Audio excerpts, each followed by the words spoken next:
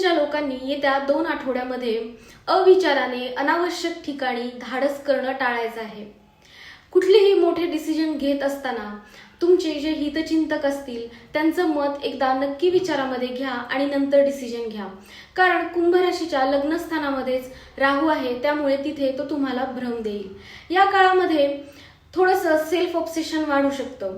Partner सोबत ego clashes होणं आणि त्यातनं मग इमोशनली डिटॅचमेंट जाणवणं अशा गोष्टी सुद्धा घडू शकतात।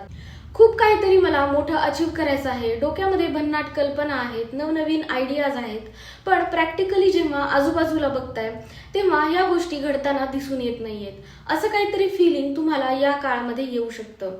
कुटुंबातल्या धनाची तुमच्या काही चुकीच्या डिसिजन्समुळे धननाश योग इथे बघायला मिळतोय, त्यामुळे पैशांच्या रिलेटेड कुठल्याही प्रकारचा डिसिजन घेत असताना अगदी विचाराने डिसिजन घेणं गरजेचं आहे।